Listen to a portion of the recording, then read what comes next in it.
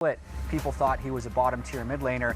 You can see his results at his first Worlds were absolutely awful, and he had a massive improvement towards this year's MSI going up against the best competition in the world. Yeah, and I think it is finally time to retire the, he can only play one champion. He can only play two champions, right? Yes, I do think that it was a good meta for him, and it still continues to be a very good meta for him with the champions that are in play. But he has grown so much, and we really saw that come to fruition at MSI. Yeah, and it even started as early as the playoffs. I mean, just being able to see him be the finals MVP was a big shock already. So yes, the glow up is definitely there. There's a lot of talk about just how good, how well coached and staffed Team Liquid are as a team. That being said, Spawn may not be here at the moment. They mentioned on Twitter Spawn's going to be in Australia, so Rainover's going to be the head stage coach for today, but Spawn is still with them for all their scrims. Yeah. He's done remote for half of his time at TL as well. Maybe not quite half, but he's done a lot of academy splits, so he knows that workflow pretty well. Reminder as well, we're on patch 12 point.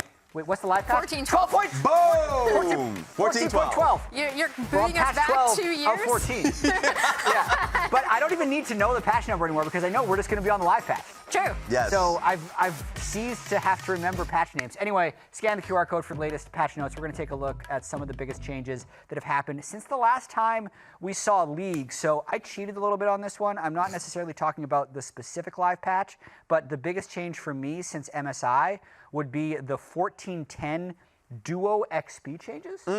And this was a change basically done where when you are sharing experience, some people still don't even know this is how experience works. Yeah. It gets bonused. So it's actually generally good to share experience, even when you roam into someone else's lane, as long as you're not screwing them out of a level breakpoint. You're just creating more experience out of nothing. So that's been increased on 1410. And I think one knock-on effect, if you've been seeing some LCK where everyone's playing melee supports again, I think it actually helps the melee supports the most, more than the bot lane AD carries, just because they're the ones that need to spend their health so frequently. Yeah. And when they have more experience, they're higher level, they just have more health. I think it enables melee supports to make a pretty strong comeback. Emily, what do you think? Yeah, so piggybacking off that, I also cheated and did not do 14-12 changes. I did 14-10 changes with the jungle experience. And I think across the board in LPL, as you see a ton of numbers on there, basically all you need to know is you get screenshot everyone. More XP. You can also use the QR code to scan the points from earlier. But I think the big thing is that we're seeing so many more farming junglers now over in LPL specifically. We've seen Brand coming in, we've seen Karthus coming in, and part of this is also itemization, but a lot more room for those farming carry junglers. And on top of that, something that I'm personally sad about, something that everyone else is probably rejoicing, lane swaps are not happening as frequently. Thank God. We did have a bunch of changes coming through. Basically, the damage reduction for the first 5 minutes on those top 2 turrets was changed and increased, and then the first turret blood gold, which I think is also massive, doubled.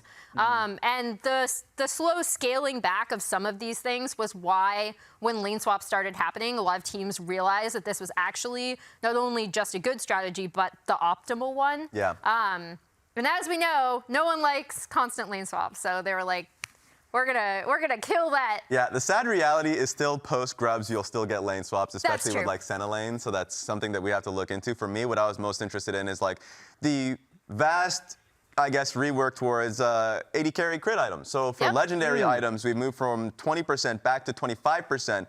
And that's pretty big for crit AD carries in general. So from solo queue, we've been seeing just a bunch of Caitlyn and Jinxes out there that have been seeing a lot of picks, and it could just be simply a bot lane meta. Now, lethal tempo was removed, which means that they changed PTA to be a lot more selfish and being more of an AD carry rune. But that being said, we've been seeing a lot of diversity from the runes specifically because of the lethal tempo being dead.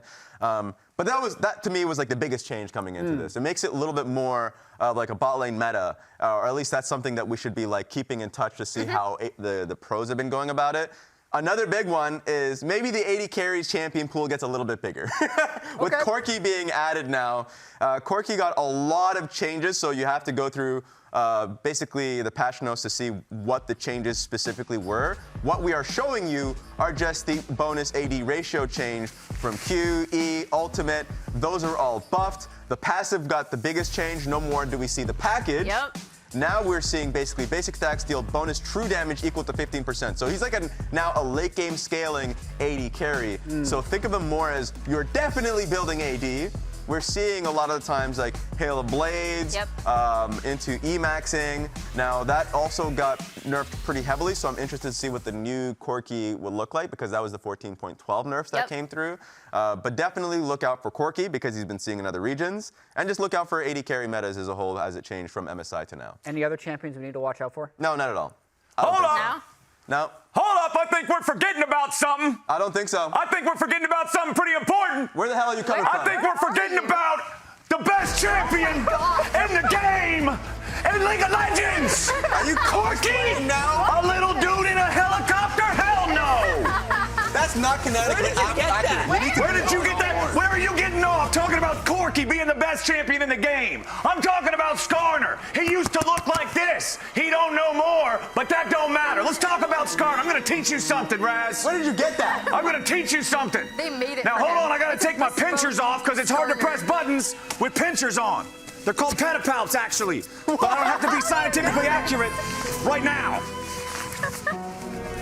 Let's get in here. Then.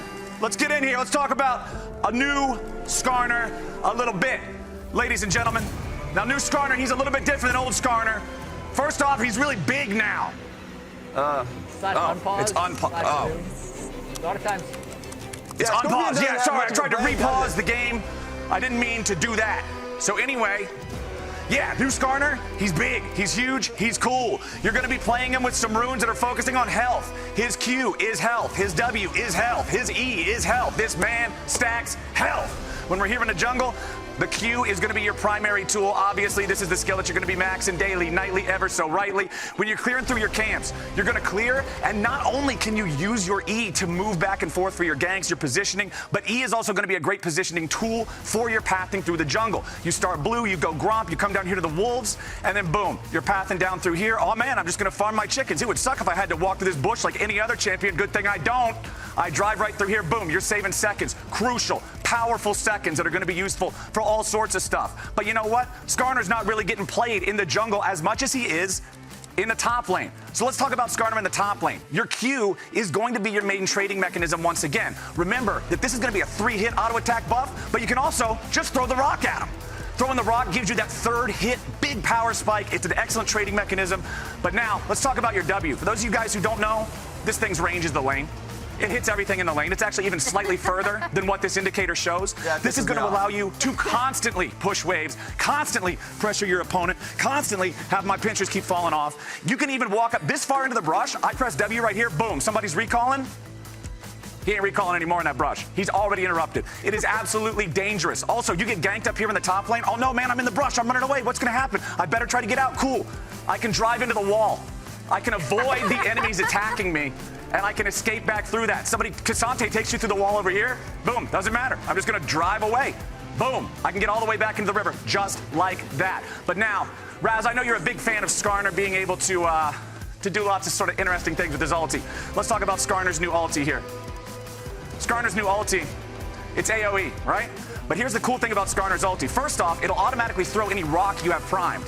So if you want to make sure you're getting the extra bonus damage, have your rock ready. It'll toss during the cast animation. You get extra damage burst here at the very start. The hell? But the even cooler part, check this out. So what we're going to do is here. We're going to pop our ghost. We got our rock. Boom. We move this guy down here. Notice how he's right on top of me? I just stunned him with my E right after. What? Skarner's ulti has a cool rule. The way Skarner's ulti works is whenever I grab an opponent, that opponent is a fixed distance away from me. See right here? He's not exactly on top of me enough for me to just immediately be able to E or punch him. But here's the other cooler rule. Drop my, where's my ward? Oh, there it is.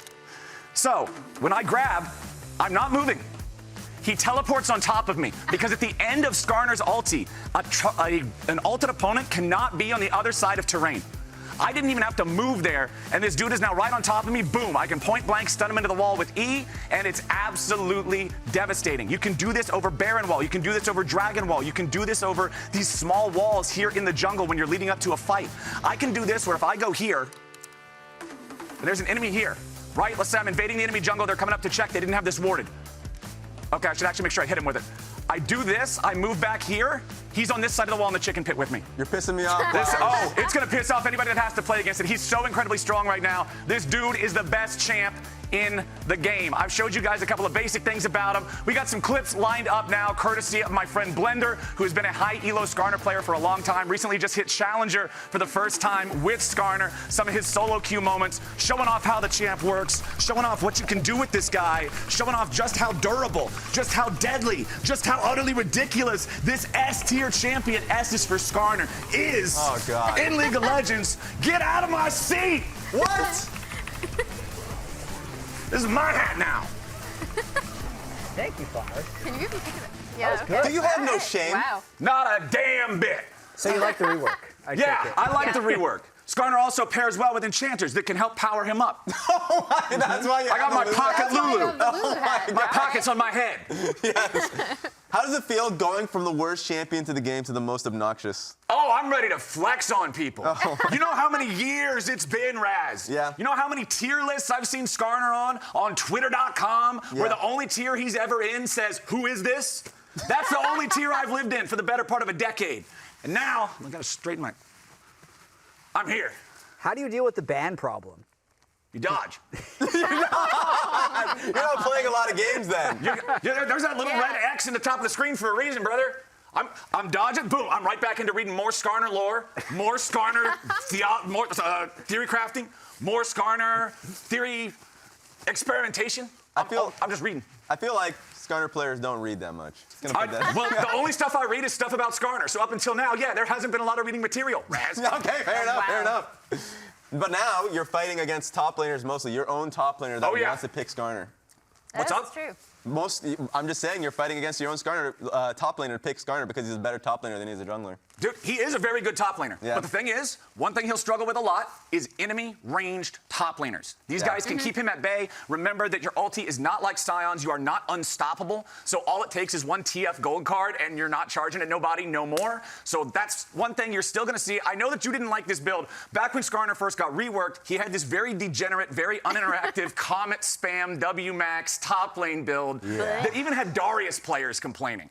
I was spectating high elo solo queue games, and there was a Darius in like a challenger game just sitting under his tower typing, "This is BS. Why is this on live server? I cannot believe this is in the game." Yeah. And it was Comet spam Skarner. That's still the build that sometimes gets picked into ranged matchups because you're never going to be able to use your grasp. Otherwise, you're never going to be able to hit the guy. Yeah. But Skarner is just so ferocious. I think that we are going to be seeing him like pick ban tier in the LCS. This champion is nuts, man. Thank you for that one. Yeah. We also amazing. I love everything about this segment. We have our power rankings over here on the big screen as well for the 2024 summer split. And remember, this is the end of the regular season. I just want to make this clear to everyone. Yes. Because I see everyone putting Team Liquid first. Mine's for playoffs. Oh my God. Yeah, I missed that memo. Okay, look, I'm so still getting used everyone to... but Flowers is for playoffs. Yeah.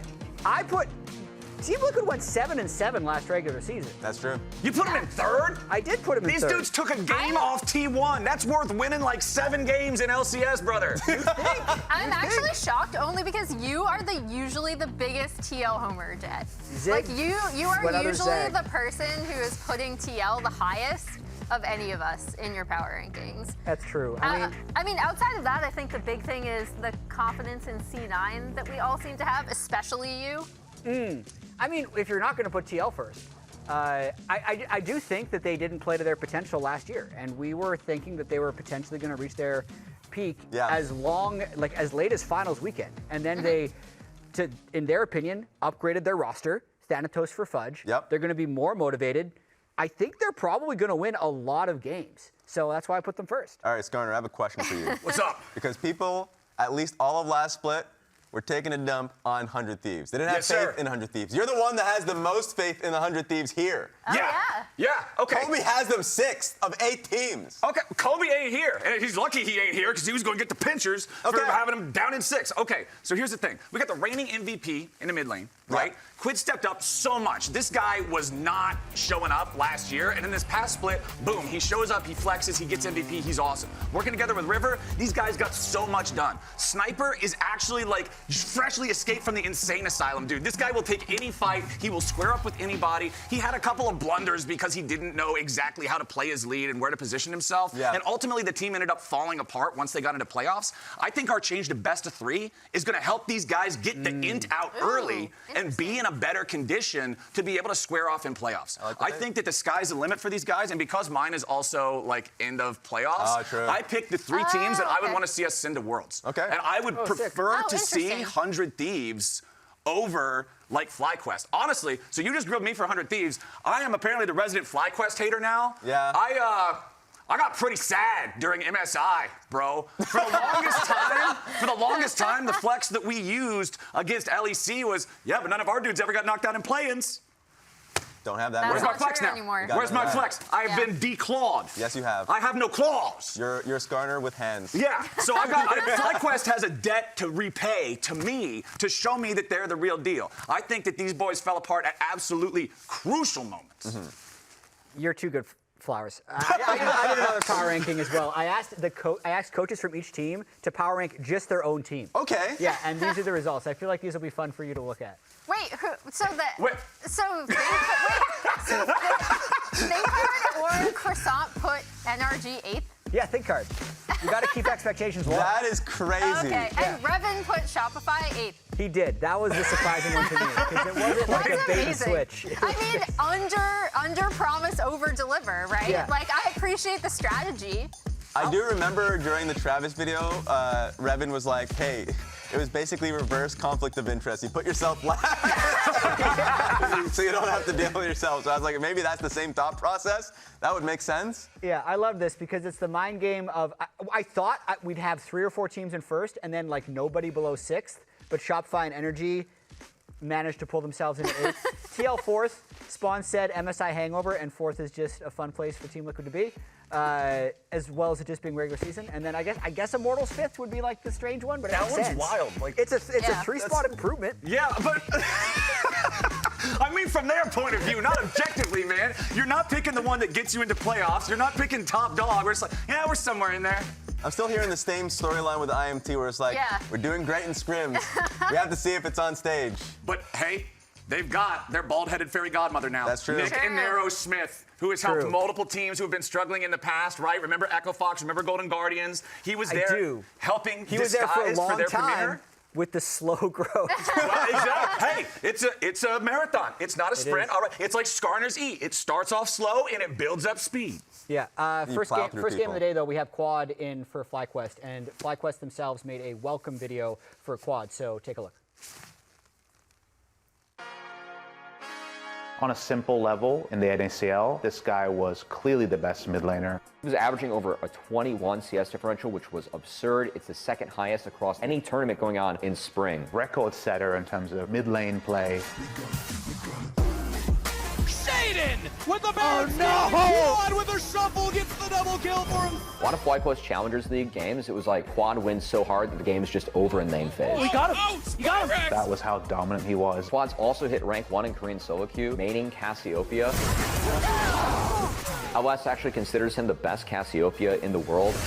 He actually used to go by the IGN Solka in LCK. When I was 13, I hit master tier, and I think I can be pro player. And Top study just Ornn in game. Quad has over 80 LCK games under his belt. he actually misses, and they kill him. At this time, I have not good situation, He was a player who suffered from stage fright. That was the rumor over in Korea. and I'm retired pro player only 1 year.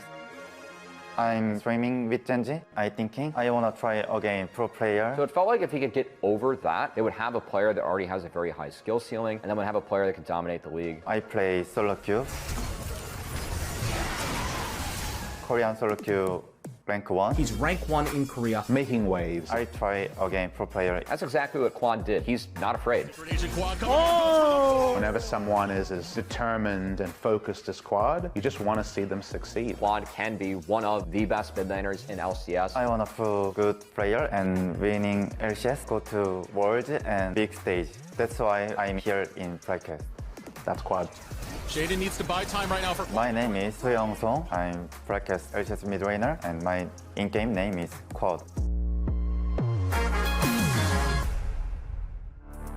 And I watched him both in LCK and then while he was on FlyQuest Challenger. And I think the big thing that I heard from FlyQuest Challenger, they didn't actually mention in this video when they were talking about his career, is that he was a really big voice. It was basically him and Chime who are kind of the primary shot callers on that team. So it's going to be interesting to see how they want him to kind of slot into this role. I do think they want him to be a little bit more of a playmaker than Jensen. I'm not sure how that will work out based on his play. I'd say that he's more like stable than anything else. But we'll see. I think he is absolutely someone that you should get excited to see on stage, and I hope he doesn't have those same stage fright issues. Completely agree. I think the challenge, as you've mentioned, is going to be around the role in his team, because like his best picks are the Cassiopeias, like the control mages that we've seen from him, and I'm sure like he's going to be playing quite a bit of Talia.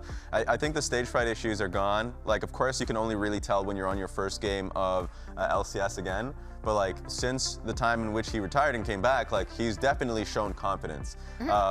Like the role on his team is going to be important because while he's more vocal on the like the challengers team, just not sure how he's going to be on a very vocal FlyQuest team. For sure, and FlyQuest was working very well up until the finals and MSI. So the big change is Quad in, Jensen out, and as a reminder of what happened in spring, FlyQuest was better than Team Liquid in the regular season. They sent Team Liquid to the losers bracket, the lower bracket, from the first round of playoffs. If you look top left, FlyQuest actually beat them in a best of 5. FlyQuest screamed their way to finals, but then Team Liquid made that awesome run from the lower bracket and ended up taking the LCS split. And it was really interesting to see that first game, right? Because that was an absolute slobber knocker of 5 really grueling games. And then obviously TL ended up with the 3-1 over FlyQuest in the rematch. And it was just fun to hear from the teams and the coaching staffs, especially from Team Liquid, because they were the team that always said during the regular season, we're playing too slow. In fact, you were the first one that brought it up during the regular season, how they were an incredibly slow team, where they wanted to be a really quick-paced team, like an LPL-esque style. And of course, you saw the trash talking on stage. Oh, so good. In-game, exciting. Out of game, even better. I can't believe this is our first series of the split. Yeah, I will say the vibes on TL just seem so good. Like, just across the board. I don't know if you saw the video they recently released, the Riz video. That video's hilarious. Oh, no. I highly suggest everyone watch it. Unless if you want to save yourself from cringe. I laughed a lot. It's great. It is really good. We'll see if they can keep the momentum from MSI into the first week of LCS, because honestly, I feel like FlyQuest is going to have a lot to prove. They very quickly became the villains of the entire LCS. Yeah. They kicked Jensen as well. So they have a lot riding on this one game, whereas Team Liquid technically has a little bit to lose, but not that much. Either way, I caught up with Rainover and NukeDuck, the 2 coaches for the teams, today before the series. I'm here with NukeDuck and Rainover, head coach and strategic coach for FlyQuest and Team Liquid. A rematch of last split's final. NukeDuck, how are you feeling coming off a disappointing MSI and with the roster changes heading into summer? So I'm confident in the team. Like Quad is very good. I'm a bit nervous because we scrimmed like every team we can't scrim TL obviously, and they're all like way lower level than TL, I think. So yeah, that's just the main concern, that maybe like we haven't been challenged really like by the other teams, and TL might be a lot better. So that's the main concern, but our team is doing well, so yeah. Scrims are going well? I mean, yeah, but it's hard to say versus some of those teams, like, you know, if it's like gonna be good enough, yeah. And Rainover, you guys won the split. How are you gonna be able to keep that momentum going, especially after attending MSI? I think we benefit a lot in the MSI. I think we learn a lot, especially on like testing the mid area. So I think we're having a little bit of like a growing pain of learning like kind of different concept of the game, but we're getting there like 60-70%, and I think we're even better team right now. So confident today against FlyQuest? Very confident. All right, thank you guys very much for joining me. Back to the lounge. It's time for predictions. Team Liquid versus FlyQuest. I feel like I know what you two are going to say. Do you? Do you? Yeah. Look, oh Yeah. my God! I knew it. 2 1s. What the hell? Okay, explain the 2-0 Yeah. for FlyQuest.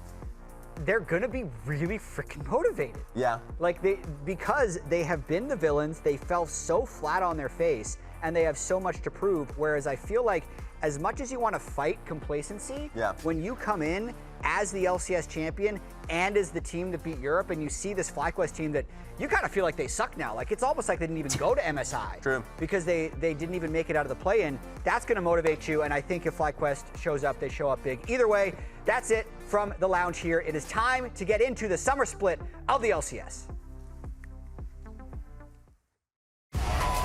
Yo, get him. Really? We scared 2-1 at MSI. Yeah. The LCS teams have no chance. Their form is so... Come on, bro. Guess we'll have to show them what happened last summer. Yeah.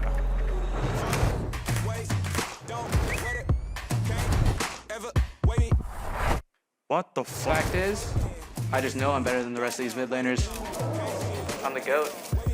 Let me tell you about mid laners, man. His ego is out of the roof. It's crazy.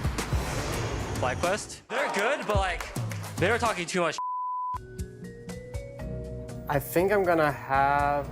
I have to beat my old team, but it is Dignitas, so it's like, I didn't really feel too much there, to be honest. Same with APA. He finds ways to die where I'm just like, how is it even possible?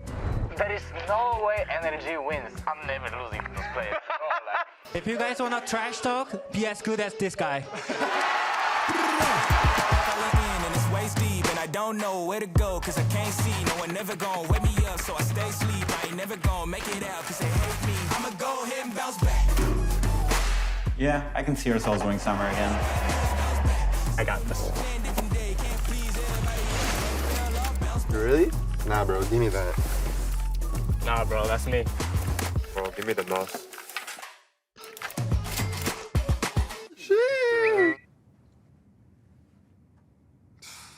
Quid, we gotta work on this. Oh, yo, Jason, good to see you. Good luck making worlds now. Turn up the heat like I'm cooking. I get out the same energy that I put in. Did all the things that you could. Yes, I'm still the king. Long live the king. Like I'm moving as soon as I could. I'ma go ahead and bounce back. Visualize me as Blabber. You're a good jungler, but not as good as my jungler.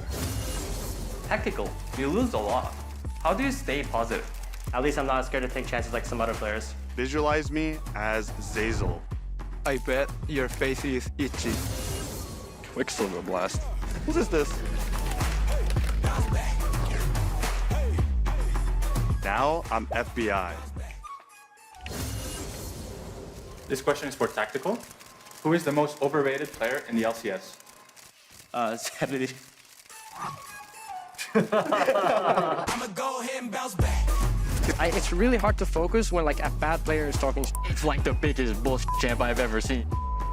That's it, Quid. Bwipo, this guy would just complain. He finds ways to look like a complete noob. My God, they will not shut up after they won. Use him for a while. Honestly, they're like kind of bad and lucky. I'll win first, then I'll shoot targets with people. He works right now. Brainless players. Yes, exactly. Yo, get him, get the shit. It's crazy how bad he works. I'll always outperform you. You don't got that dog in Thanks, you? cannon loser.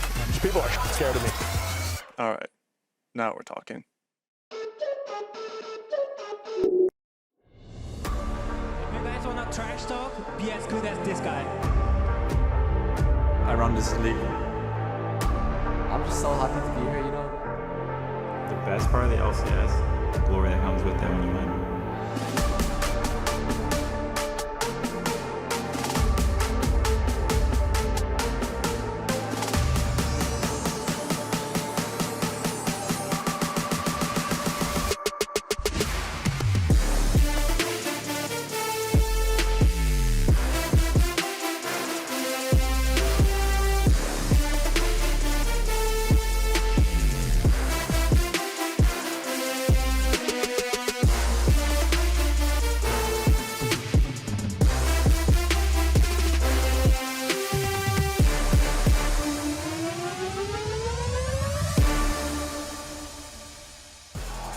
Welcome to the 2024 LCS Summer Split. Teams are back, players are back, and for the first time since 2017, best of threes are back in the LCS.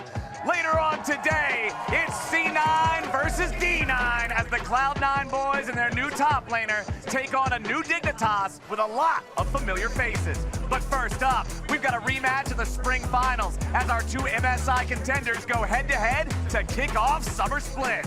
I'm Captain Flowers, I'm joined by Kobe. 7 years ago, you were my casting partner for my first cast here at the LCS. And now we're gonna run it back again, buddy. Are you ready? Let's go! Let's do it! I'm so hyped. We have such a good match to start off our best of threes as well, by the way. A full best of three between our two top teams from last split, our finals rematch, our MSI representatives. You could already start the crowd to get into it too, because TL, all of the narratives are on their side now. TL, they beat Fnatic at MSI. They were the golden child of NA. Meanwhile, FlyQuest crashed and burned. And then they burned Jensen as well, causing a lot of fans to get a little bit angry. They've also themselves been complimenting the TL bottom lane specifically. We talked a lot last year, especially in playoffs, about the improvements from Team Liquid, and especially around their bottom lane. Yeon and CoreJJ were absolutely massive. Corki now here is locked in, and this, with the changes, has been mentioned, gets played a lot in the bottom lane. Still can get played in the mid lane, definitely. This is the patch where they tried to nerf the E-Max lethality Hell of Blades Corki. It's pretty strong. There's a dent in that build, but it's still definitely very much good. All right, so our bans overall, it's Renekton, Cassiopeia, Ashe, Tristana, Skarner, and Cassante. I figure I'm probably not going to get to see my favorite Scorpion very much. He went from never picked to now probably not going to be available most of the time. Very strong up there, but it will be Senna and Rumble locked in for FlyQuest as the response to that Corki that you were talking about, with that new power, with that rework away from the package. All right, Rumble locked in here with the Senna. I like this duo. As a bot lane duo, of course, is flexible as well up here to the top side of the map. So let's see what Team Liquid want to go for here. Personally, I've been a really big fan on the changes since MSI of AP junglers, but they're going to duo lock in, it looks like. Yeah, at least AP's going to hover his signature Ziggs for a while. A couple of shout outs, you know, some gloating, some glory here for Captain America, Yapton America, the Yapinator himself. All right, he's really letting this one go the full distance before he locks in. But all right, the Zac picked up for the side of Team Liquid. This guy has been a really powerful frontliner and engager for a while now. You can see him in the jungle, you can see him in the top lane. Very, very effective. Alongside of Maokai, this is some beefy boys for Team Liquid. Also, although lane swaps also got a slight nerf and a little bit of a dent, you know, first tower. Hey, Ornn guy's back. The slight nerfs to lane swapping, making it a little bit more costly if you give up the first turret bonus gold. It still very much is a viable option, and so you do usually want, you know, some sort of tank, possible top laner that can do well on low economy, if that is on your horizons here, if you think that is going to be a possibility. So Ornn for one side, Zac for the other. Either Ornn or Rumble could go in top lane or support is the fun part, Flowers. Yeah, lots of flex. Either of them pair quite nicely with the Senna. I'm going to assume that unless they are planning on a lane swap, then we'll have the Rumble top and the Ornn will be the support. All right, well, Varus banned out by FlyQuest here in the second half, while Vi will be the target for Team Liquid. Want to get rid of some of that point-and-click lockdown. Corki's pretty good at keeping distance, being able to stay safe between the Valkyrie for the disengage and the Rockets for general range, but Vi doesn't really respect AD carry disengage mechanisms to begin with, so getting rid of that one, always going to feel pretty good for those marksmen, for those high-value targets. Callista, last ban of the draft here for FlyQuest. The only disengage that Vi respected was package, and then package got removed, so, so now she doesn't care. No respect required. Good luck flying away now. Hell no, buddy. Those rocket gauntlets are locked on. Team Liquid still with that one ban left to go. We'll see if they want to continue targeting junglers or switch it up. Let's see. What's most important for them? Viego. All right, so another jungle ban. Looking at Inspired there, looking at that engine that is often a huge part of FlyQuest's success when they're looking good. Yeah, and they're seeing so much magic damage on the enemy team there with the Rumble and even some with the Ornn there that they're thinking, let's take away a lot of these primary AD jungle options from him. There are a plentiful amount though. Kindred right now is insane in solo queue. Could very well be locked in. This is very much a viable Kindred meta, and there we go. Inspired gonna get a carry champ. And it's a fun thing about best of threes too, is teams can feel a little bit more free to lock in something that they might think is a bit more experimental, because if you lose that first game, you can still win the series. So excited to see that locked in for FlyQuest. And one of the main things you're always looking for as the Kindred player is you need to have the primary engage and frontline on your team already locked in for you. And since you can rely on this Ornn and even the support of the Senna with the CC and with the extra healing, it really does enable this Kindred pick. But we got a Smolder coming back from Team Liquid. They were the team that they would not let go of the Smolder when everyone else let go of Smolder after the nerfs. It was like, you are gonna have to pry Yeon's cold dead fingers off of this champion to get them to stop playing it. TL, very much believers in the Smolder. All right, they're going to have the range, the hyperscaling potential, not nearly as strong as it used to be with the changes to the execution requiring damage from Smolder to knock you below that threshold. He can't just automatically get a pentakill in every single team fight that you win once he's past 225 stacks. FlyQuest on their last pick of the draft, and they're going to lock it in. It's Quad playing the Aurelion Sol against APA. Previously, Team Liquid, the Dragon Commanders like you're talking about, but this time it's one hyperscaling dragon versus another. All right, we got double dragons here as well as the mid lane Corki. And right after Corki's rework, this is where a lot of the terror was people going with the Hail of Blades, yes, but also there were changes to sudden impact and the dash here. So a lot of Corkis will just dash on your face super early on, especially level 1. You can try and play really far up on the minion wave.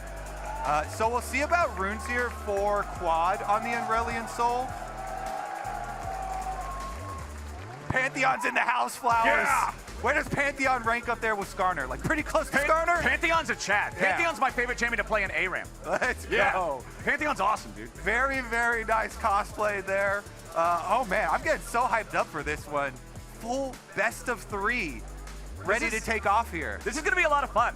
Like I said to everybody who maybe became fans of League of Legends esports and LCS more recently, the last time we had regular season best of 3s was back in 2017, and now we're doing it again in summer 2024. Let's lock and load.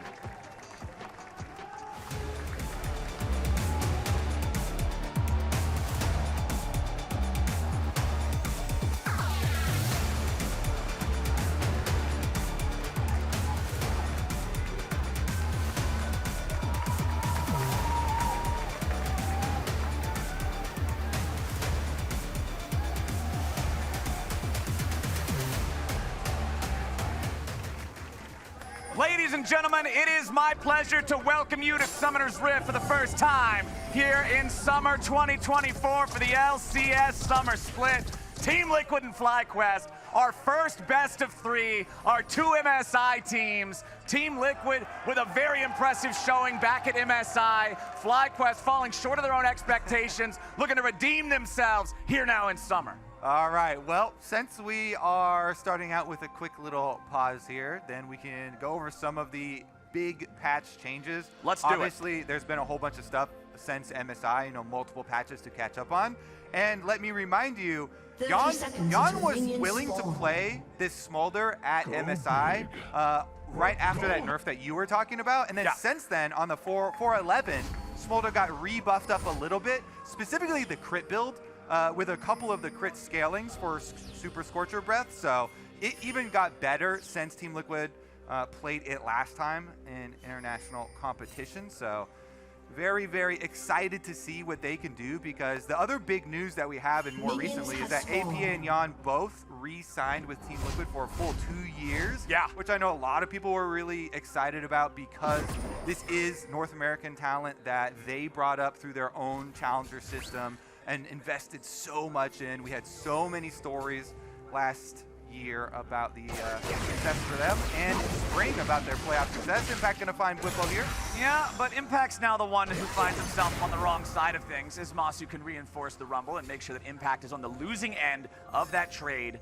But it is FlyQuest getting down a little bit of vision there in the enemy jungle on that blue buff, just trying to track that enemy jungler. By the way, in case you guys did not notice, we have another cool new thing.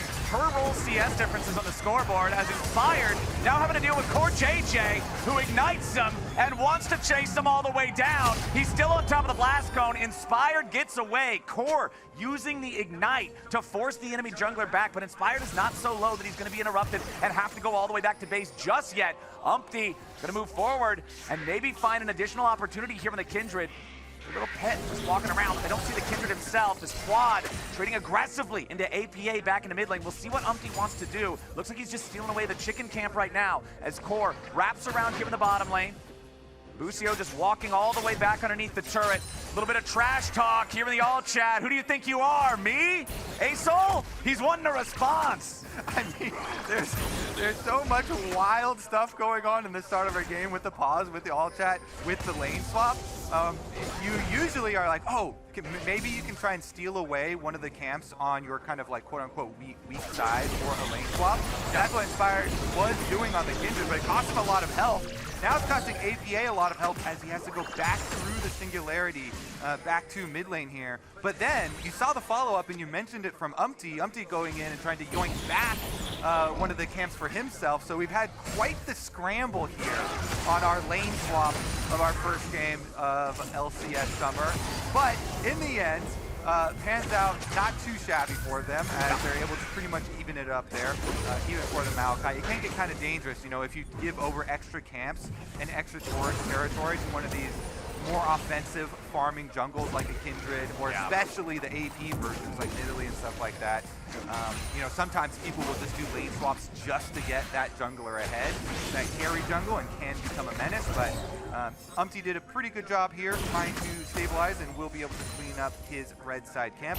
Unfortunately for Inspired, the Scuttlecraft did spawn on the top side, and nobody taking that top side scuttle means he's just going to pick up the bottom one. No mark for Inspired, but he does get the bottom crab. Yup. Okay, back in the mid lane. We got a problem here for Quad as he tries to get away from the gank, but he nearly kills UmTi instead. Team Liquid forcing that play. Not quite enough firepower to get the job done, but they will get the flash out of the mid laner on FlyQuest. The Aurelion Sol now needs to take a base, but he does have his teleport to get back out of the map immediately, so not going to hate that one too much.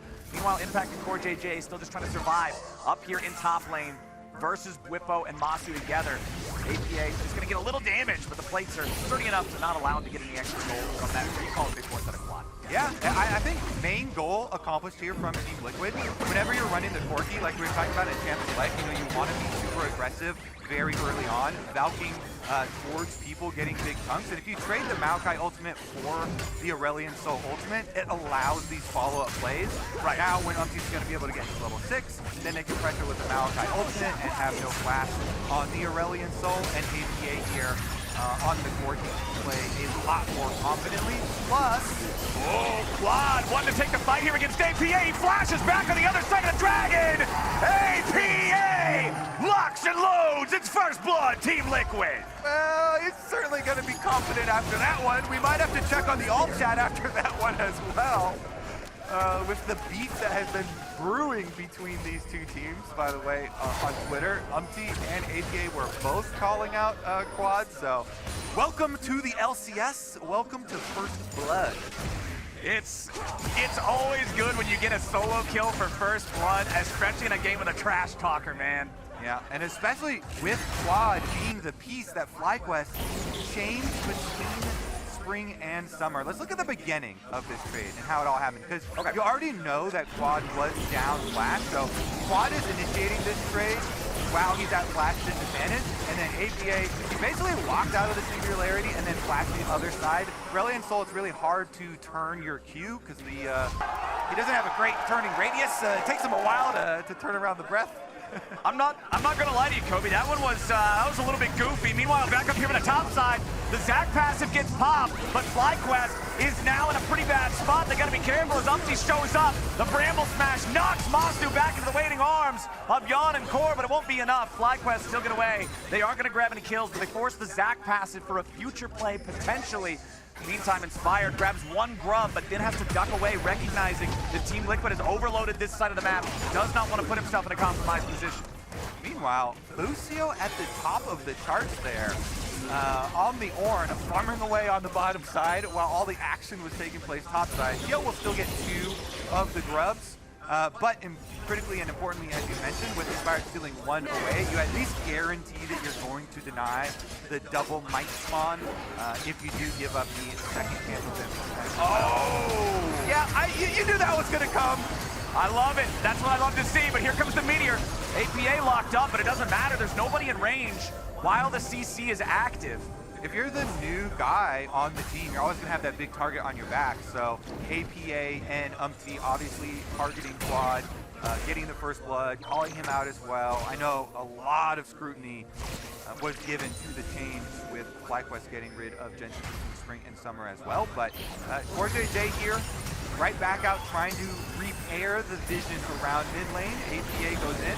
APA continuing to just play aggro here against this Aurelion Sol. That's the thing. When you play a champion like Aurelion Sol, one that you don't see nearly as much, you would expect part of your advantage to be the fact that your opponent is not as well practiced against the champion. They might not be as familiar with the power points, the break points. Not really the case here against APA, one of the very few players who has been playing Aurelion for so long. And you can see it too, with him going fleet footwork, you know, not going into the cookie cutter Hail of Blades Corki. That is that huge burst damage. Going for the extra sustain of the fleet work. Fleet footwork for the I kind of like that fleet work. Yeah, it's like combining it's smoother, right? Yeah, I actually like that. That's clean. That's good spacing on your work. Good spacing, baby. Yeah. Meanwhile, CoreJJ is trying to catch back up there in support experience, but Busio is hit level 7 already, so the Ornn is off into the races. Meanwhile, Massu roaming here with Inspired for the invade and for the successful steal on the blue. Feels good for them, man. You just bring the extra guy. You know it's going to spawn here. You know you're up against Maokai, who, as you already said, you know, you're playing one of these tank supportive type of junglers into an aggressive farming jungler like Kindred. It's hard for Maokai to deal with these anyway, but when Massu's there, it just becomes impossible. Inspired, he'll smite away the Gromp there as well, as UmTi is now going to lose a couple of camps. It is a massive farm difference in the jungle, 71 to 49. You can see the 500 gold lead for Inspired compared to UmTi. It's that top half of the map that is the gold lead for FlyQuest. Meanwhile, mid and bottom, of course, going to be favoring Team Liquid. But it's plus 1,000 for Busio on the Ornn. This guy is obviously, you know, it's not exactly fair because it's the same amount the other way because they're mismatched with the Senna, but it's still funny to see. It is funny to see. It is always nice too, getting the extra levels, but we've got the dive. UmTi over the wall, he hits him, uses the ulti to lock him down first, then with the twisted advance, you can guarantee you're gonna dodge an extra tower shot because you become untargetable. It's just that easy to line it up to guarantee that APA's got another kill. Yes, sir. APA collecting here in the mid lane on that Corki pick. Super high prio. Like we were talking about too, this Maokai, as soon as you're level 6, go to the Corki, immediately use your ultimate, pressure the Aurelion Sol again. Remember, this game is a stacking bonanza. We've got Aurelion Sol plus Senna plus the Smolder. So it's a lot of stacks to keep track of. And they're split between 2 teams, but TL are doing a very good job keeping up Yeon's stacks while also pressuring the Aurelion Sol. Even though FlyQuest here have multiple scaling options, with Busio, of course, on Ornn, going to be able to hand out some Ornn items later, and they do land the snare, forcing a flash here too. Yeah, nicely done getting the summoner spell out of APA. Again, now that Corki doesn't have package as an option, you know that he's a very viable target. It's like you were talking about when we were doing it in the context of Vi earlier. When you're looking at ways to engage on this champion, without package, there's so many more options now. Corki doesn't sort of have that second get out of jail free card when the flash is down if he times his package timers correctly. So APA could find himself being a very, very enticing target now for the next 5 minutes or so here for FlyQuest. But Yeon and CoreJJ making their way up. CoreJJ on top of the ward. Massu misses, and now CoreJJ can engage with the dredge line. APA goes on a killing spree. Massu Missing that lockdown ends up being a lethal mistake. Yeah, CoreJJ walks right past the snare and then flashes on him. CoreJJ not missing that hook. No, sir. And they get payment immediately. And now with that extra payment, you mentioned earlier, Team Liquid got a couple of grubs. How's 3 more? Because FlyQuest does not have the manpower to be able to answer this, UmTi's happy to just stand there and go to Grub City. Yep, Grub's definitely going to go over there. Let's see if the Dragon gets answered on the other side. Inspired moves down there. It is just the Chem Drake, which is not the best, but you got to take the cross-map play because you lost so much cryo there, losing out the kill on top side and having it fully warded. There's no chance that you ever want to go fight TL on even standings right now, so go for your cross-map, pick up what is yours, and then grab the Dragon and trade. The gold still just teeter-tottering back and forth between the two teams, plus a few hundred overall over here, plus a few hundred overall over here. Shaking out to be quite even, but it's APA who's the star of the show right now. 3-0-0 on the Corki, has the Trinity Force fully completed.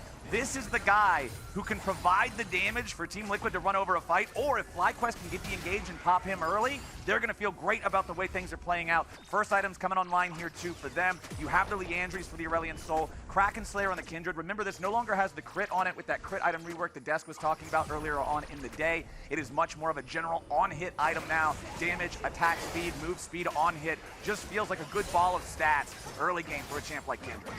Yeah. All right, Yeon farming up some stacks in mid lane too. Yeah, I mean, he's been matched up. The lane assignments here have been actually pretty nice for Team Liquid. Him versus Busio the majority of the time, and just trying to get off as many of the stacks here for the Smolder as he possibly can. Meanwhile, Impact might get caught trying to steal some experience, but he is Zach. Yeah. He jumps all the way away. The equalizer hits him, but honestly, most of what it's going to do is just clear out the wave. It's not like that equalizer was ever going to threaten lethal on its own.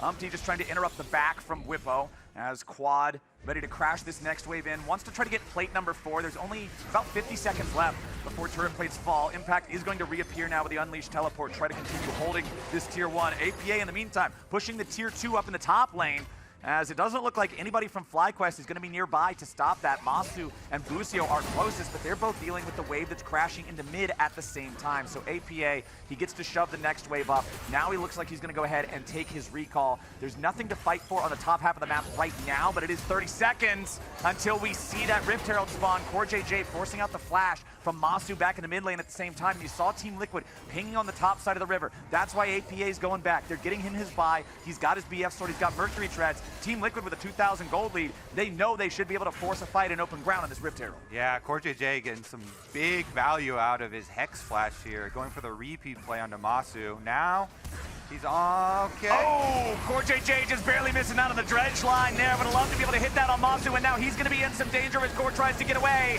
There's your breath of light. Core about to fall. Quad gets the first kill of the game for FlyQuest as they find a punish on a slightly misaligned dredge line. Yeah, nice one there. Massu hugs the wall, so right around that Raptor wall, and CoreJJ goes right into it. UmTi with the flash for the engage here on Bwipo. The Rumble trying to get away, down to 200 HP. The Empowered Sapling can't kill him. The extra little bit of magic resist from the Nullifying Orb would have been able to prevent that damage. Yeah.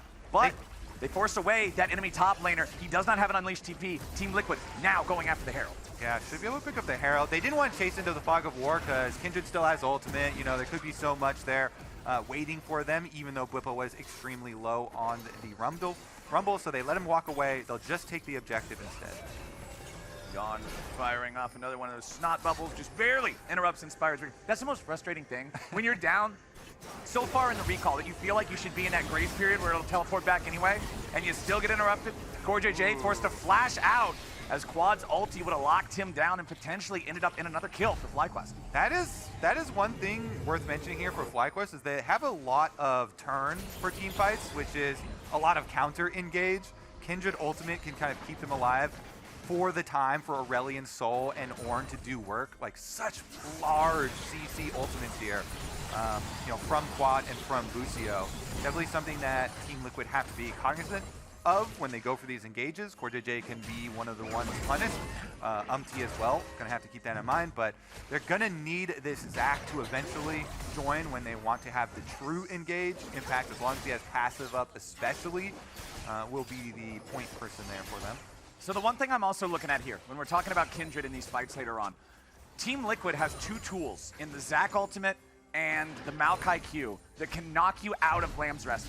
They aren't huge yeet buttons like a Janna ulti or anything, so it's not super easy to do. Get him to the edge and then just kind of... But there is still that potential for something crazy to happen, because anytime you're up against Kindred and you have a yeet button, even if it's a tiny yeet, it can still change the game. It's like there's a yeet button and then there's like a soft nudge button. Yeah, this is the soft nudge, but it still might nudge them enough to change a fight, because we know how game warping Lamb's Respite can be if used at the right moment. We've got 6 seconds until the next Drake spawns. FlyQuest already collected that first one, but Team Liquid is still up just shy of 2,000 gold. You can see a lot of red pings coming out on that Dragon Pit now. FlyQuest interested in contesting for this Drake number 2. And you can see they're keeping the split push going. APA's got his Unleashed teleport topside, so Team Liquid pushing both side lanes, getting tower damage in top and bottom here. APA does get tagged by just the edge of Bwipo's ulti, but he finishes tower. Yeah, now APA is ready to fight back a little bit. Bwipo got a little bit too close. APA fighting a ton of damage on him. APA is gonna grab the kill. Beautifully done. He's in a 1v2. The Senna ulti even comes down. The Aurelion Sol empowered ult has to be used just to finish him off. That was a 1v2.5, and the man still made it an even trade. I like that. The extra half coming from the upgraded Aurelion Sol ult that had to be invested. You could tell FlyQuest didn't want to have to invest that. It is a huge, huge, powerful tool there to have the upgraded ultimate for Aurelion Sol used. But, you know, it is forced out in the end, just in the 1-for-1 there. And APA doing some work. He also got the tower, so... huge, huge advantages here for TL as they collect their dragon. And you could see just how good his understanding of the situation was. When that equalizer came down over the top, Bwipo waited over the wall because he expected APA to Valk out of the equalizer and just try to get away from the turret, but APA just walks around, he understands his damage, he blows up the turret, and then sayonara rumble. Yeah, Senna ultimate getting invested there as well. I mean, he just pulled so much pressure up to the top side of the map. Then, they're back at it!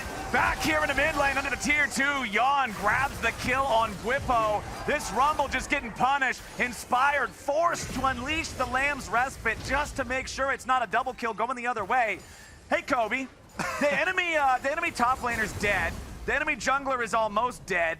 Team Liquid has total control over the map right now. They're going to get control over this topside river area. The next time they get a big pick, it might just be massive.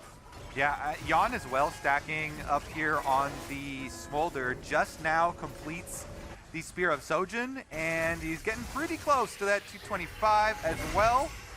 Meanwhile, Quad here going to have to restack his ultimate. They definitely are going to have to rely on another empowered Aurelion Sol ultimate for a comeback victory in a team fight. It gets more and more difficult here for FlyQuest. They do, though, have that potential for a big turn that we mentioned. If you can nullify the big engage from Team Liquid with a Kindred ultimate and then get your turnaround with A Sol plus Ornn, that's going to be the angle that they're looking for. It's just going to be difficult because Yeon still has flash on the Smolder, and APA is kind of fed. Yeah, maybe just a little bit. Infinity Edge, Trinity Force, extra cloak, 19.5 minutes into the game. What happened to the FlyQuest? I know. I enjoy the fact that he is living his best all-chat life. APA knows who he is, and he is not ashamed to admit it. 19 minutes and 50 seconds on the clock, just 10 seconds away from the Baron. This is what I was talking about earlier. Team Liquid has total control over the map right now. If they get one more good pick, if they can knock Inspired out, they can easily force a Baron fight out of FlyQuest. And you can see they're setting up for a potential pick, for a potential opportunity right now. Inspired's going to step up. Yeon at 213 stacks here on Smolder, so still needs a few more of those to hit the point where we have the true damage burn. But once TL is there, what is FlyQuest even going to do, man? I mean, they have to go for, you know, some sort of steal play or some sort of surprise playoff control ward vision and get that big pick that we were talking about. Busio here at level 12 on the Ornn. So quickly approaching upgrade status here for the team. They do have a lot of scaling outs on the side of FlyQuest as well. So if they can somehow get some gold back in their pockets, you know, it's definitely still a composition that is capable of winning some fights, of winning the game. They just have to be very defensive with their play and try and nullify some of the big ultimates from the side of Team Liquid. Actually, this Baron pit is one of the more fun Baron pits. You know, that big like runway of a Baron pit is kind of tailor-made for the Ornn ultimates. Yeah, the Ram just runs down the racetrack. Yeah, go straight down the racetrack, and then you have an ASO ultimate, hopefully for them, empowered to try and get them their big comeback. But APA and Yeon are not going to stop scaling themselves, so you know they're not going to wait for you to catch back up. All right, Team Liquid still just, they really like this brush on the backside of the red buff. This is the Team Liquid brush in this game, constantly trying to ward it, constantly using it as their forward operating base into the FlyQuest territory. And UmTi planting the Maokai seeds here as well. Okay, well the Maokai ulti's coming down. It's Quad and Massu trying to get away while Inspire tanks up here on the front line. Busio and Bwipo both coming in as UmTi's gonna be killed. The massive counterattack from FlyQuest has already found two. They're about to make it even more. The health bars on Team Liquid are evaporating away, and now they've killed APA. FlyQuest just murdered the whole TL squad. That's the counter engage. That's the turn on the team fight. Busio comes up huge with that Ornn. He got the charge into the wall, made it look like a Malphite ultimate there. And it was the big turn. Quad, ASOL in the back, burning them down. And now they're going to be rewarded with the Baron Flowers. We warned against giving this team some gold. FlyQuest with the comeback fight. And they even have Ornn to smite it. The only dude that died was the jungler, and they still got a smite to secure the Baron. FlyQuest just equalized 20 minutes of gameplay with this team fight. All right, let's take another look at the initiation. Maokai ult goes out. ASOL Singularity slows them down too, and the Senna ult coming through. So you can see Yeon barely got off any damage at all, and it's the long range advantage there. Bwipo was able to layer his equalizer over the engage from Ornn too. It was the dream kind of counter there for FlyQuest. I mean, completely nullified the TL engage. TL had no range to follow up with the damage there, and immediately had to try and escape through a very small jungle corridor. Easy pickings there for FlyQuest. And I love that you called out Busio with the Ornn play. He's absolutely the MVP of that fight. Looking back at FlyQuest and their performance at MSI, I think Busio was one of the players who struggled the most in terms of being able to impact the game in a meaningful way. So to then see him come out in game number one, after kind of getting smacked around a little bit for the first 20 minutes and find that huge clutch moment, that's awesome for this young player on FlyQuest. Certainly is, and with the Baron buff, you can take so much standing gold off the map here. FlyQuest, they're just keeping Bwipo back to equalize the wave, stop that counter push from APA. He's got Baron buff himself there, so he can defend at inhibitor turrets. Meanwhile, the rest of FlyQuest getting some of that outer tower gold back for themselves, pushing for two on top side. All right, mid lane tier 2 will now be eliminated by Yeon. He's got Core and UmTi both hanging around nearby in case FlyQuest tries to pick him off. But this game that was up to about a 4,000 gold lead for TL is now a negligible gold lead for FlyQuest of 300. So we've gone back to just pure parity, pure even territory. You were talking about the infinity scaling on FlyQuest in multiple places. Busio now level 14. It's time for the ornaments to start adorning the tree. It's time for FlyQuest to start getting some of those dividends. 278 stacks on Quad and only continuing to climb higher. Just about the same amount for Yeon Smolder. And now we've just broken 100 for Massu Senna. Yeah, it's like one side, ooh, hook goes wide. He's not gonna find the hook, but he lands the ulti. Massu could be in some trouble. Mom doesn't quite find the kill. Massu reinforcing there with the ulti now as UmTi's gonna be burned away and Quad goes on a rampage. FlyQuest get one for nothing, and they ain't done yet. APA wants to get away, but the Singularity says no way! It's a double kill! Back for the new mid laner on Fly. Nice tag there from Quad. He hunts him down, and FlyQuest are gonna get more off the map now. Immediately pushing bottom side. They look like they want to get the extra turret here. They've got roamers through the jungle, and only Yeon is heading down to try and clear. Don't think Smolder's going to be able to deal with the Baroned up wave here and 3 FlyQuest members. Actually, the upgrades from Smolder are pretty nice. Yeah. Those upgrades here, 3 items plus the 294 on the stacks is able to at least clear out the wave. Man, oh man. For those of y'all who are not as familiar with Quad as his longtime fans might be, you can see here a timeline of where this dude's been, how he's been playing from the DRX squad over to just being a streamer there in 2022, 2023, there being on Red, and then 2024, he's made his way to FlyQuest Challengers, now into the main FlyQuest squad. I know that so many people have so much faith in this dude, especially at FlyQuest, talking about how he proved himself in Academy, how he was a leader and a shot caller on that squad, despite the fact that English isn't even his first language. He's still a big communicator. He's still a big shot caller. And now, getting to see him here in this game, a rocky start with the solo kill and everything, but then showing up later, 5, 2, and 3 now, 500 gold bounty on the Aurelion Sol. Yeah, especially because one of the main things people were a little bit worried about and were looking at with adding Quad was, you know, that possible nerve issue coming back from LCK.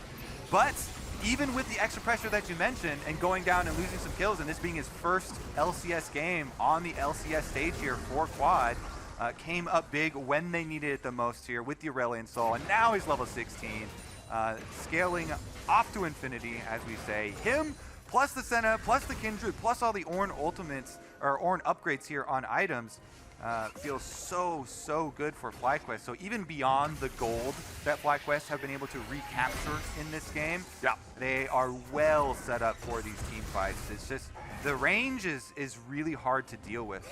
You know, on the side here, Yeon's been able to pick up his rapid fire cannon, but don't know if that's going to be enough because there's just so much more on the side of FlyQuest. Yeah, and remember that Smolder is actually one of the champions that is pretty unhappy about the changes to Essence Reaver no longer being a Sheen item because of the way that the Q counted as an auto attack. Just having that extra Sheen proc gave you more bang for your buck every time you got one of those Qs. But now, I mean, yeah, you still get the mana restore, you're still getting your attack damage, you're still getting your crit, but no Sheen. Doesn't feel the best. We'll see how much damage Yeon can do to carry these fights. He's at 325 stacks. The burn is going to get pretty extreme. But on the other side, Quad's also got that infinity scaling, man.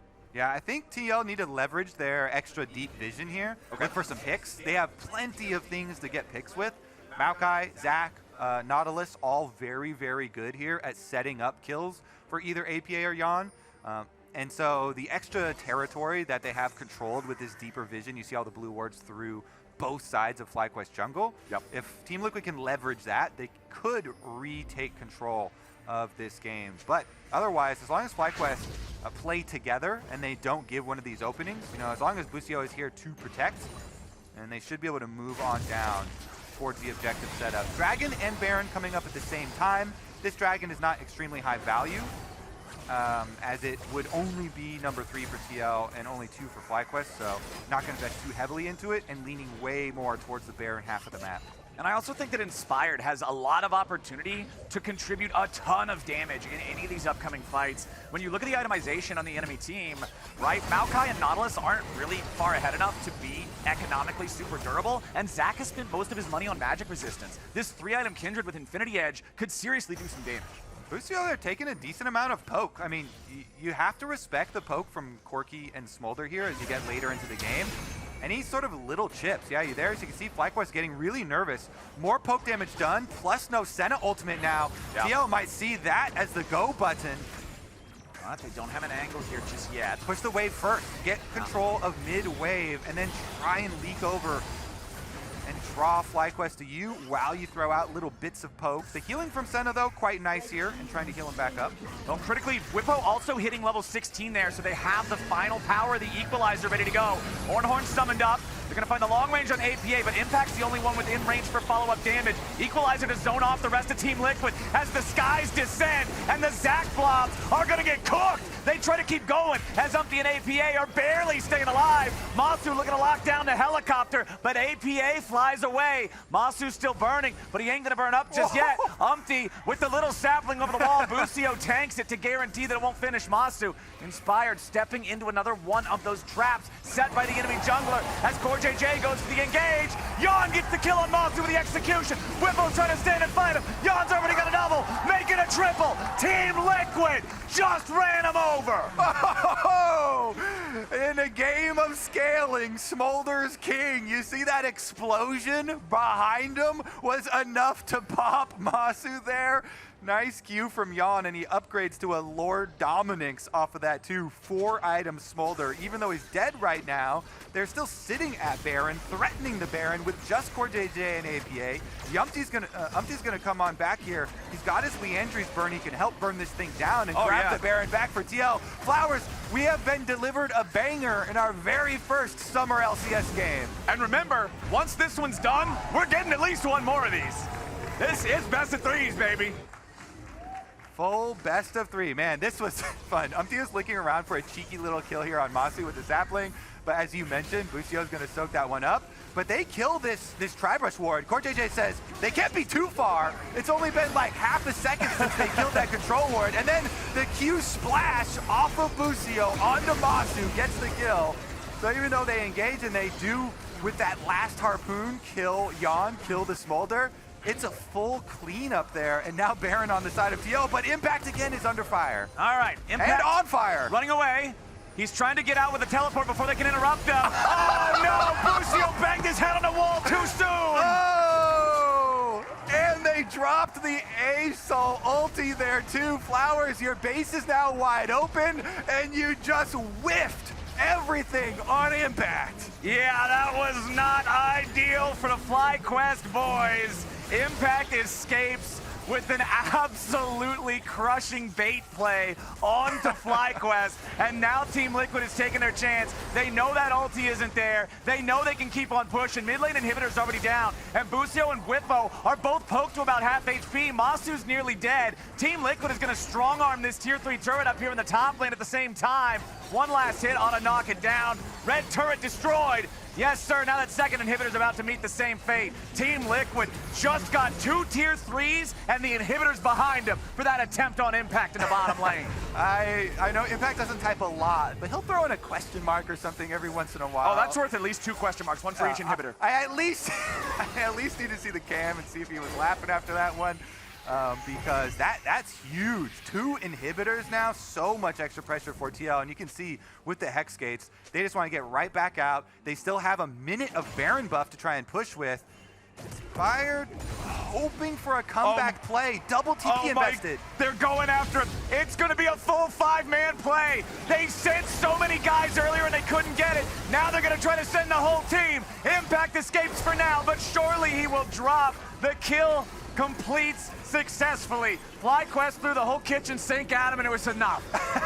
If at first you don't succeed, try again. Thank you. TL, they're like, all right, we're not gonna jump into that bush and try and stop all those backs. So we'll just let you have that one. They will stop one of the backs though. This might end up being an even trade after all, Mr. Kobe. UmTi and CoreJJ are here for the lockdown, and APA is going to provide the high caliber to complete the kill. Bwipo just going to waste as much of their time as he can, but he won't do a whole lot more than that. One more auto attack takes him out. It's a 1-for-1 trade at the end of the day, but Impact's going to be alive here in 10 seconds. Bwipo's going to be dead for another 45. Is it true what I've been told all along? Flowers, top laners are just food. They're just another camp. Yep, they're on their own island until somebody else's battleship arrives and decides that's their island now. Both teams send the Navy down towards these isolated top laners, and now it's Team Liquid with the 5v4 advantage for the next 30 seconds. They're pushing down the last remaining lane with an inhibitor. Where is FlyQuest? This tower is gone for sure. Oh, never mind. Ornn sounds off. Bwipo's ready to put him right where he wants him. The shutdown over to Quad as Team Liquid overplays their hand, and FlyQuest is ready to punish. I was right there with him. I was like, yeah, overplay that hand. This thing has got to be gone, right? Those recalls came out very quickly for FlyQuest, and honestly, the home guard right out of the fountain got them in range. Busio's getting a little low here, but you really do have to respect this range on FlyQuest. The Ornn ultimate, incredibly long, and then the A-Sol follow-up there, but TL are closing in. Here comes Mom. Yeon has to try to get away from Inspired now. He runs into the Lamb's Respite. Impact over the top. They need a little bit more damage to finish off the enemy jungler. Almost found it. Impact still chasing. A little bit more, but it won't get him just yet. Impact gonna be bumped instead. Now it's Busio. Yeon kills him off. Yeon jumps into the back. He finds another with a double kill back over to the Smolder. Quad should burn him off. The shutdown over to Quad. 2 dead on FlyQuest, 2 dead on Team Liquid in that fight. What is this madness? Flowers, the LCS is back, baby. We're back. We're back. We are so back, and Team Liquid, they're gonna pick up Dragon number 3 here to go to Sol Point. Whoa, action-packed number 1 game in the series here. We're gonna pass 36 minutes for sure. Let's go 40, Flowers, I'd say. Oh, I don't think there's any way we finish this game before 40. Let's go. We're rocking. Let's take a look at the chase here, though, because Team Liquid, they wanted to go in with the ultimate. Inspired barely got his Kindred ultimate off just in time, and then look how low he survives versus Impact. Impact just needed like 5 more damage to finish him off. Yeon there is able to explode Busio, but then because they hadn't finished off Inspired before, Yeon flashes in to try and get that finish off. He compromises his position in the fight just because of that like 5 health Kindred that had stayed alive. These small margins making this game incredibly exciting. Dude, I am loving this game number 1. 36 minutes and 30 seconds into the game. It's 29 kills. We're only a little bit off from a kill per minute in a pro game. That's kind of nuts. Yeah, honestly, I was not prepared for this one. Let's go. This is what I'm talking about. This is what it's all about right here. This is some League of Legends. And FlyQuest currently has just the smallest of leads, but considering it's an extra one of the Hextech Drakes up in a Team Liquid, it's pretty equal. Busio with the Ornn finds a knockup. It's onto the Smolder. Yeon is down. Busio with another clutch play. This is the same wall. I didn't mention it last time, but if you remember a previous team fight up by Baron, Yeon could not flap all the way through that wall, and he actually flashed to make sure he could get to the other side. It's the exact same spot that happened, but this time he didn't have flash, and he goes down as Busio tags him. Now FlyQuest, they're the ones with all the cards. They burn down Baron while Bwipo tries to defend against Impact, and they're gonna get it. The 3rd Baron of the game taken. FlyQuest here. They've got upgraded Aurelion Sol ultimate ready to fire off as well. Aurelion Sol and Smolder are both almost at 500 stacks. Generally, when either one of these champions hits 500 stacks, you assume he's going to win. Well, what happens when the unending stacking dragon meets the other unending stacking dragon? Well, maybe it's the one that has the stacking Senna on their team also. They bring in an extra tool to the scaling fight. That is no fair. Massu here at 167. The range gets to be such an issue. It's already an issue with the comps, but with Senna continually increasing here. And it's a full build Senna. We consider the support item a full item, basically, because Bloodsong, even after all the nerfs, is still so good. Pretty strong. So that Senna should also not be disrespected in these fights. Dude, we have so many full build champions in this game. APA is full build, Yeon is full build.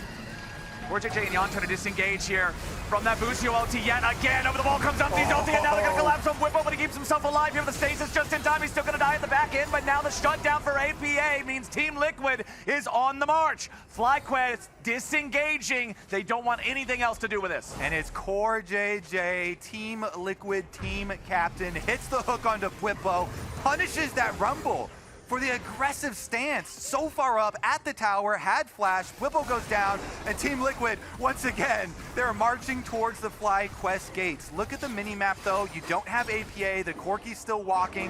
Corki taking Hex gates now, trying to get there in time. Another 27 seconds still left on Bwipo's respawn, so FlyQuest will have to pull some magic out here. Well, Impact is already gonna take out the first inhibitor up here in the top lane. Remember that Inspired can absolutely shred him. Impact is really just not tanky against physical damage. 2 of these inhibitors are very close to death. UmTi firing off the ulti. Oh my god, but Inspired just killed Impact! He's not respecting the Kindred! They got the mid lane in here, but they lost a dude for it. You don't want to be trading your dudes like that. Chase down. Quad's got the upgraded ultimate. He was thinking about a Hexgate chase. The rest of the team was a little bit too far behind, but they go for it. They're going for it, but Bwipo already teleported up into the top lane at the same time. The rest of FlyQuest is trying to keep Team Liquid here. They're using their man advantage to apply pressure on the other side of the map. APA is going to TP back into the base just to make sure that Bwipo does get answered by someone, somewhere, somehow, some way. But Team Liquid, they goofed in the enemy base. It's true what we have been told. It's both top laners are just the extra camp for the other team. Yes. Both of them going down at the enemy gates there, and Bwipo please don't get caught in the enemy jungle just foraging some extra camps. Inspired here, also lying in wait. Couple of traps here set from FlyQuest. By the way, I'll have you know I was right. We're over 40 minutes into the game now.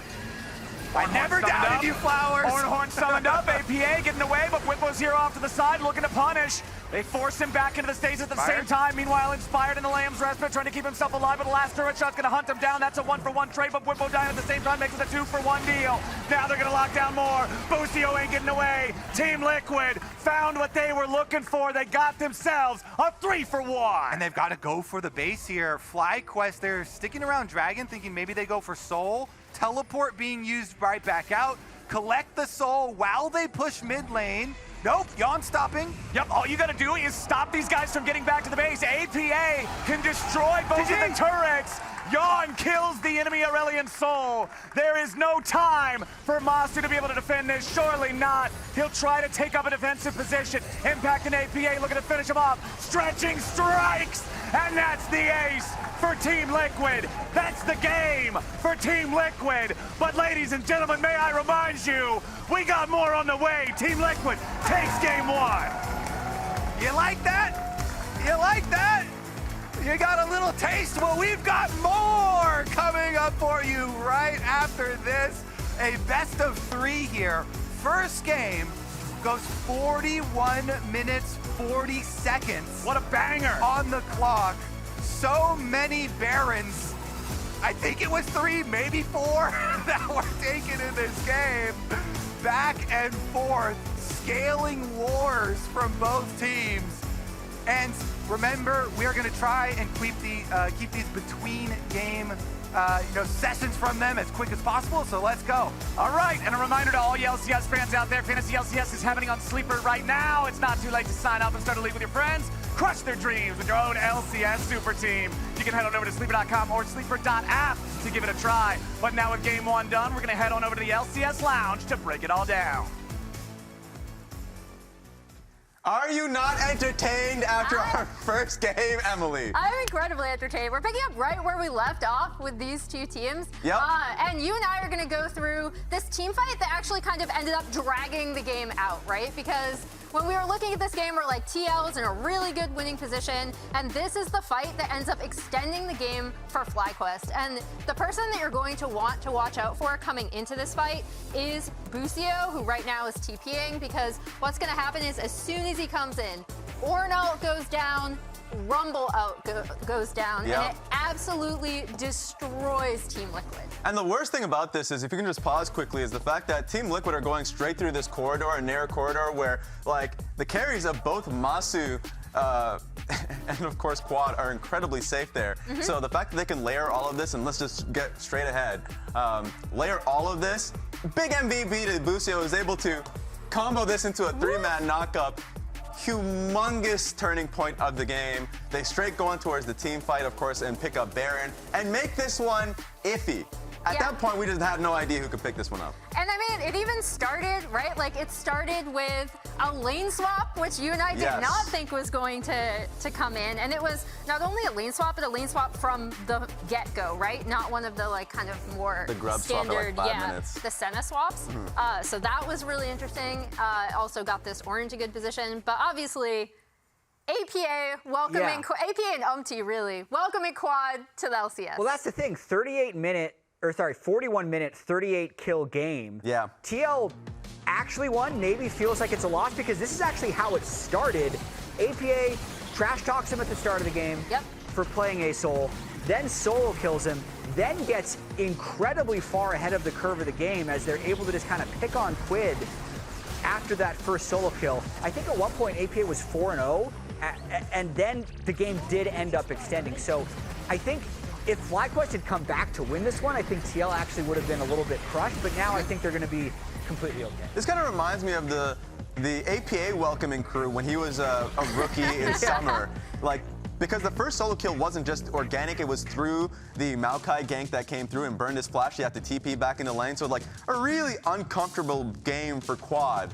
So kind of insane to see this to be the start of the series. Yeah, and you can 53 damage, 52,000 damage for Smolder. Look at that.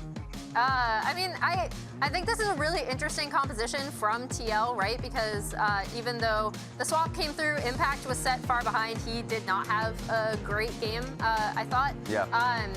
The setup from, especially the way that UmTi was working with the Maokai and his 2 poking carries was really good. Even that solo kill was set up because he was ganking around like 4 minutes to blow Quad's flash. Yeah. So I thought like the intent to target Quad was kind of always there to keep the ASOL down and also just target this new player to the LCS. Just heard FlyQuest selected blue side for game 2. Gonna try and turn it back around. The interesting thing for me about this was I saw a good Orianna angle on 5. Yeah. But they didn't have the Orianna guy anymore. They didn't have Jensen. They played the ASOL. That's true. What happens? Anyway, FlyQuest chooses blue for game 2. We're gonna get to that right after this break. See you then.